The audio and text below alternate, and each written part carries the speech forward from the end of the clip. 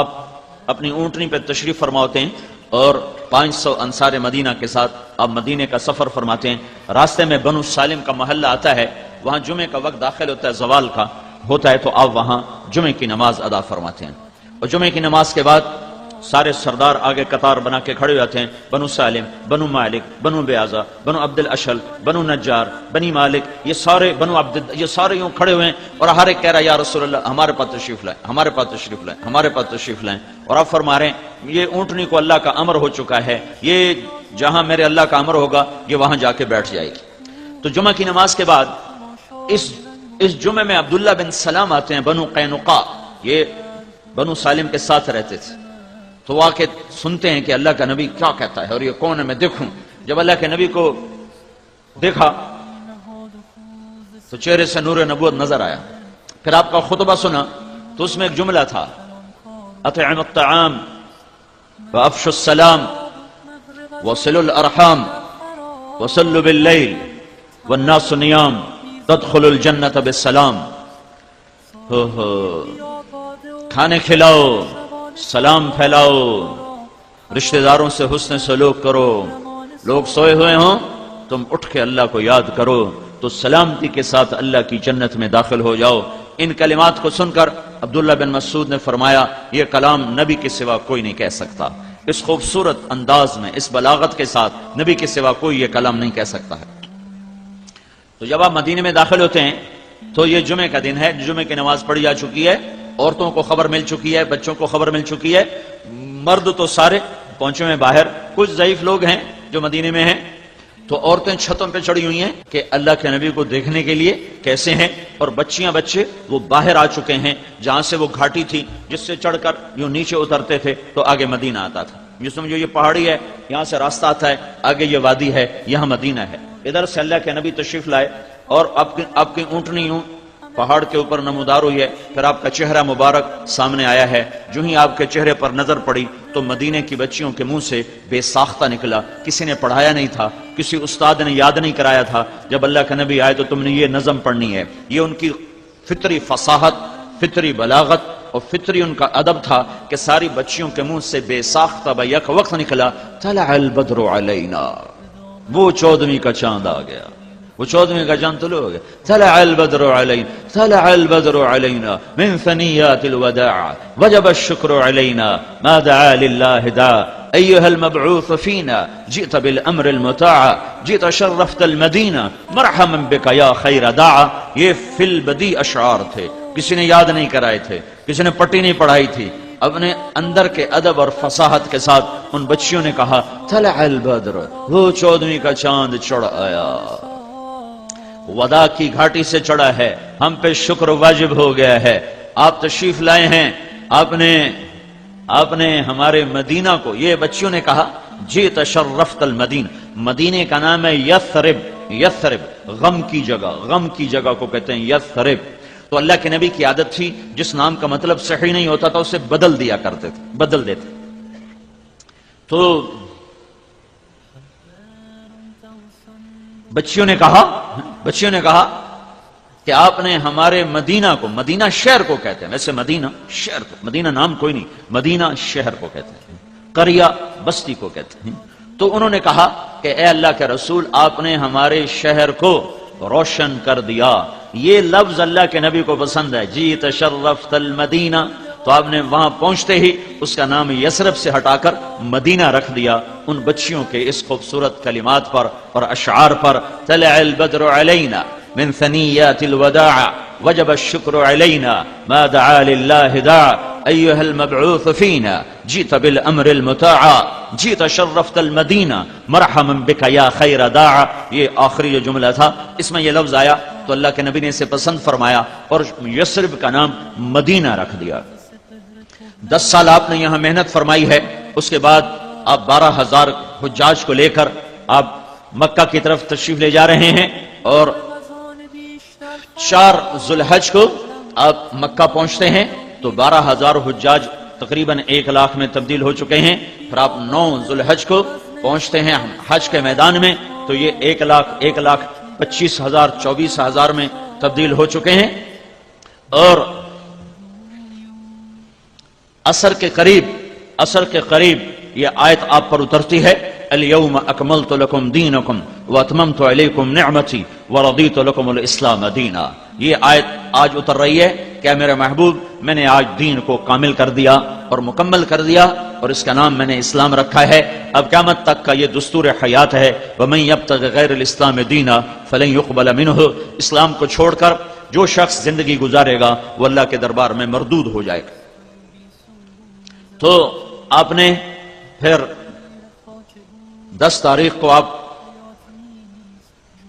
मिना की तरफ चले हैं, रात मुज़दलिफा के क़याम है और आपने फजल बिन अब्बास रज़ी अल्लाह तआला अन्हु को अपने पीछे बैठाया हुआ है और आप बड़े शैतान के पास पहुंचते हैं, ऊंटनी से उतरते हैं तो उसामा रज़ी अल्लाह तआला अन्हु आपकी ऊंटनी की नकेल पकड़ लेते हैं और बिलाल रज़ी अल्लाह तआला अन्हु आपके सर के ऊपर चादर तानते हैं और आप 7 कंकर मारते हैं।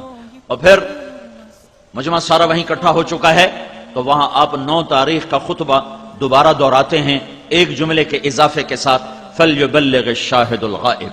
ये जुमला 9 तारीख को नहीं है, ये 10 तारीख को है कि अल-यौम अकमलतु लकुम दीनकुम के बाद ये दीन अब मुकम्मल हो चुका है और इधर मेरे जाने का वक्त आ चुका है, तो मेरे बाद मेरी अमानत, मेरा दीन ये दुनिया में कौन फैलाए पहुंचाएगा।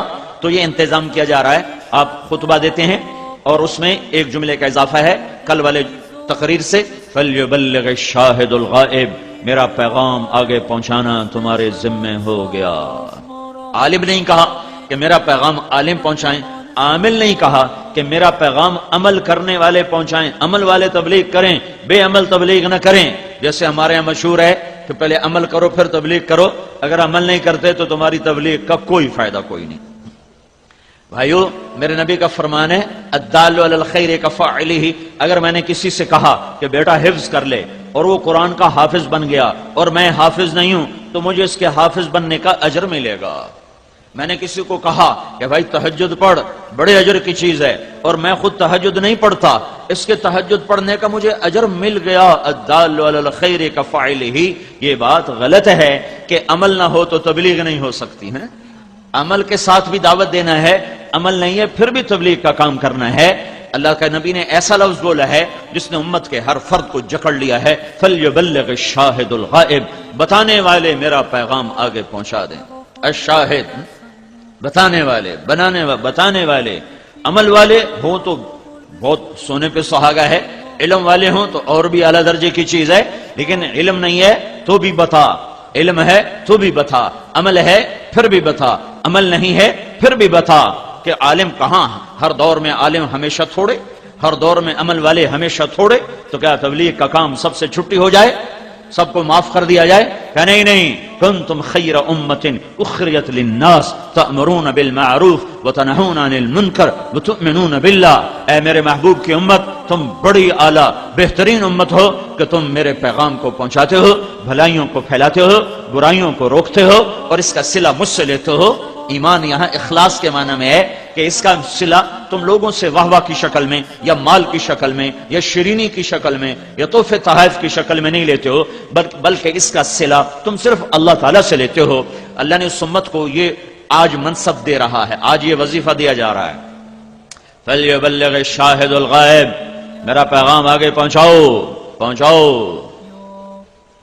फिर आपने मामर बिन, फिर आपने 100 ऊंट मंगवाए जो आपके साथ थे कुर्बानी के, उसमें से 63 को अलग किया, फिर उनमें से 5 को अलग किया, उन 5 में से एक आपके सामने खड़ा किया गया, आपने उसको बर्छा मारा, खड़े खड़े ज़बह किया, नहर गर्दन में ऐसे यूं करके।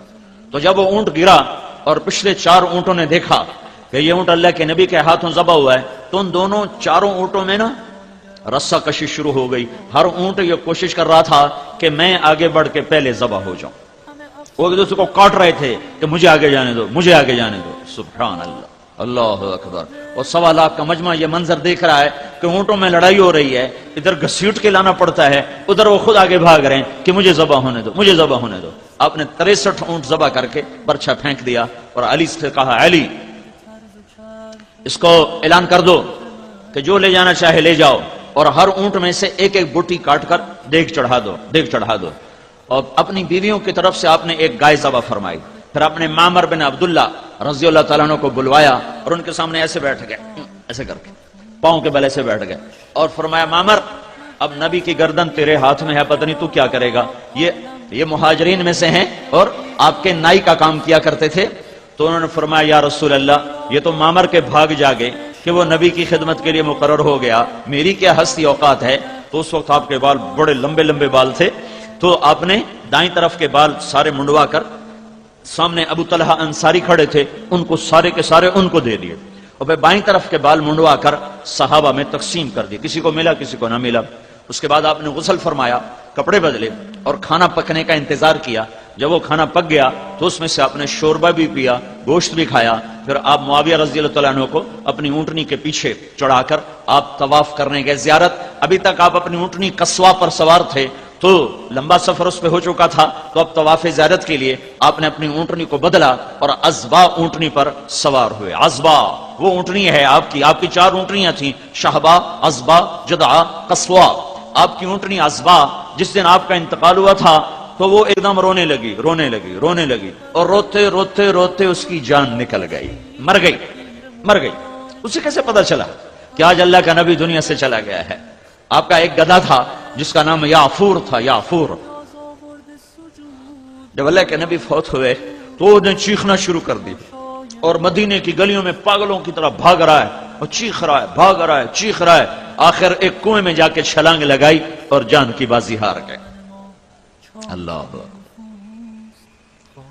جس پر جانور قربان ہو اسے امت نے بھلا کے رکھ دیا ہے۔ سارا برے والا چھان برا ہی بن کے رہ گیا، اور اللہ کے محبوب کی پاک زندگی کتابوں میں رہ گئی۔ آپ نے اپنی اونٹنی بدلی، عزبا پہ طواف زیارت فرمایا، وہاں نماز پڑھائی، اور اس کے بعد اگلے دن دوبارہ یہ سنانے سے تھوڑا سا پیچھا میں نے پچھلا آپ کو سنایا ہے۔ اگلے دن یہ سورت نازل ہوئی، اذا جاء نصر اللہ والفتح۔ یہ قرآن کی آخری سورت ہے جو نازل ہوئی ہے، اس کے بعد کوئی سورت نازل نہیں ہوئی ہے، چند آیات ہیں، اور آخری قرآن کی آیت جس کے بعد کوئی قرآن نہیں اترا، واتقوا یوما ترجعون فیہ الی اللہ ثم توفی کل نفس بما کسبت وہم لا یظلمون۔ یہ قرآن کی آخری آیت اتری ہے۔ تو یہ آپ خیمے میں تشریف فرما تھے تو یہ آیت آئی، اس میں اشارہ تھا کہ میرے محبوب تیرے جانے کا وقت آ چکا ہے۔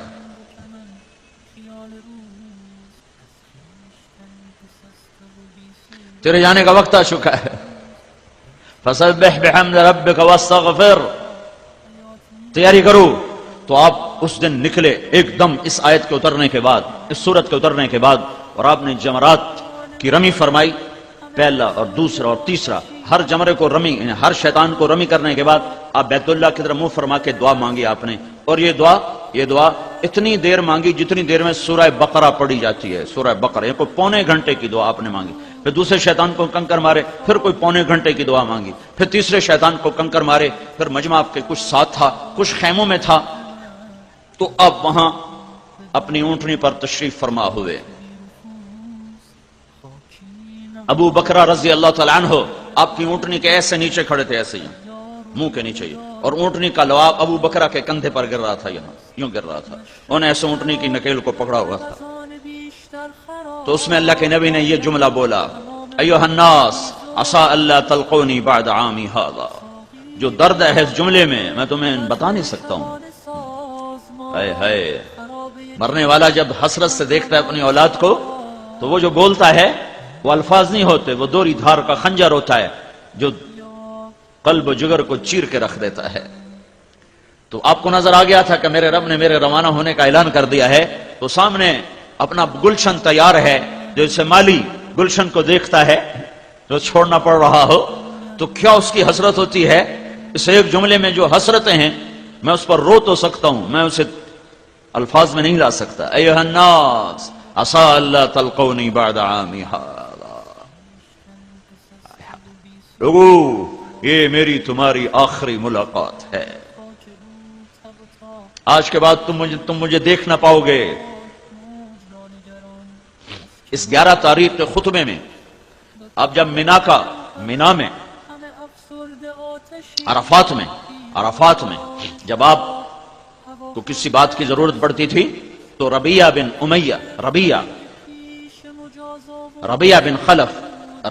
خلف یہ آپ کے قریب کھڑے تھے، تو آپ ان سے کہتے ربیہ لوگوں سے کہو اللہ کا رسول یہ کہہ رہا ہے. ان کی آواز بلند تھی تو کہتے لوگو اللہ کا رسول یہ فرما رہا ہے. لیکن آج جذبات اور جدائی کا غم اور جذبات اور محبت اور شفقت اور فراق اتنا کچھ اکٹھا ہو گیا تھا کہ جوش میں آپ کی آواز بلند ہوئی اور کسی ترجمان اور کسی کو کہنے کی ضرورت نہیں تھی.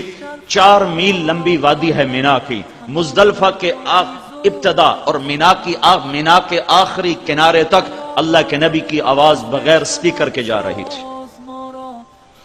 اور سننے والے جو سامنے کھڑے تھے وہ بھی ایسے سن رہے تھے جیسے آخری خیمے والا. خیموں میں بیٹھی عورتوں نے سنا.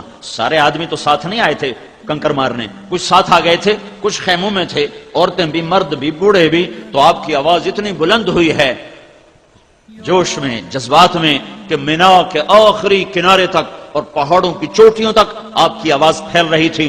اور اس میں آپ نے یہ جملہ 3 دفعہ دہرایا, فَلْيَبَلِّغِ الشَّاهِدُ الْغَائِبُ, میرا پیغام آگے پہنچا دو,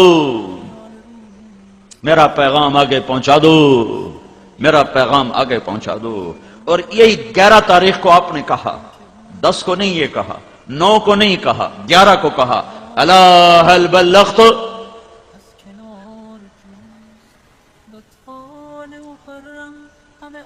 کیا میں نے اللہ کی امانت کو پہنچا دیا؟ الا هل بلغت, کیا میں نے اللہ کی امانت کو پہنچا دیا؟ یہ 11 تاریخ کو کہ پتا ہے کہ اب سب جانا ہی ہے.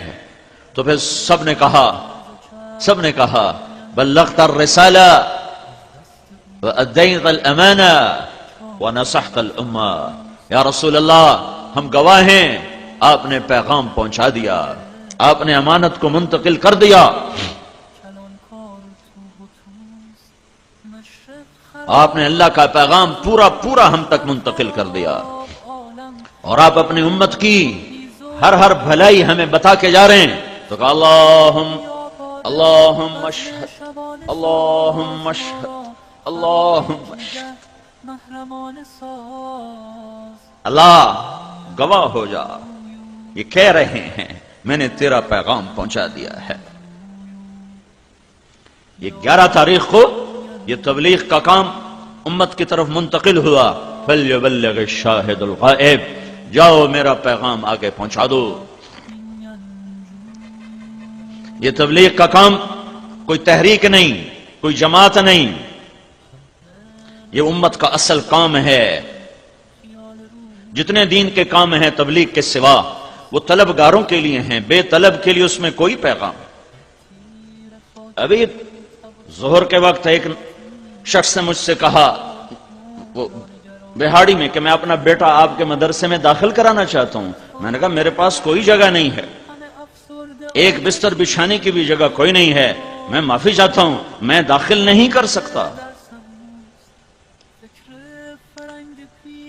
دعوت ہے جس میں وسعت ہے سمندر کی طرح, جس میں اٹھان ہے بادلوں کی طرح, جس میں فیضان ہے بارش کے قطروں کی طرح, جو طلبگار پہ بھی برستا ہے, بے طلب پہ بھی برستا ہے. جو لڑکا میرے گورنمنٹ کالج لاہور میں تبلیغ کا کام کرتا تھا, نعیم الدین, اللہ اس کو بہت جزائے خیر عطا فرمائے, اس کو بے عزت کر کے کمروں سے ہم نکالتے تھے, بے عزت کر کے, دھکے دے کر. خود میں نے یوں دھکا دے کے اسے کمرے سے نکالا. میں قربان جاؤں اس کے ظرف پر کہ وہ پھر بھی ملنے آ جاتا تھا اور پھر دعوت دیتا تھا. کوئی مولوی یہ کر سکتا ہے؟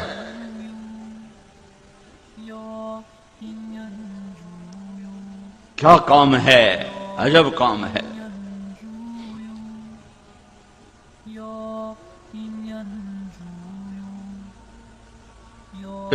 سبحان اللہ, کہ گالیاں دینے والے کے بھی پیچھے جاؤ, دھکے دینے والے کے بھی پیچھے جاؤ.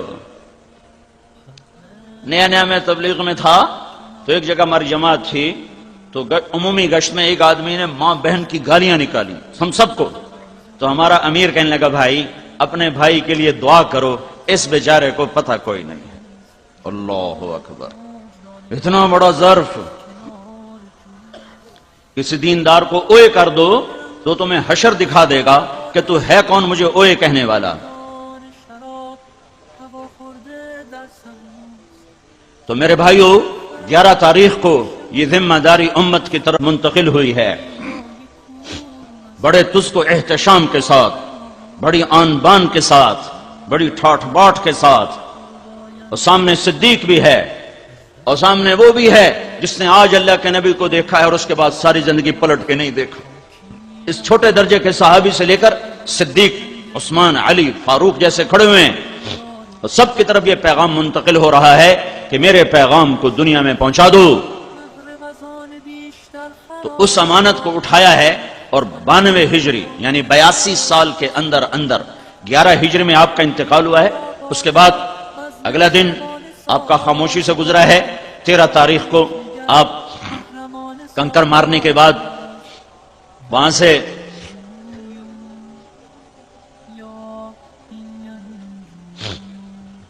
رات آپ نے وادی ابتا میں آ کے قیام کیا ہے اور تہجد کی نماز کے وقت آپ نے جا کر طواف زیارت فرمایا ہے اور پھر فجر کی نماز آپ نے حرم میں ادا فرمائی ہے اور سورہ والطور کی تلاوت فرمائی ہے. اور 14 کی صبح کو آپ مکہ سے نکلے ہیں. 8 دن کے بعد آپ مدینہ پہنچے ہیں اور اس کے بعد 12 ربیع الاول کو آپ دنیا سے تشریف لے جاتے ہیں. 29 ربیع الاول کو 29 صفر، محرم صفر، یہ مہینہ 29 کا تھا. آپ کو عصر کی نماز کے بعد جنت البقیع سے واپسی پر ایک جنازے کی شرکت میں آپ کو سر درد ہوتا ہے. گھر پہنچتے پہنچتے وہ بخار میں تبدیل ہو جاتا ہے اور 12 ربیع الاول کو آپ دنیا سے تشریف لے جاتے ہیں.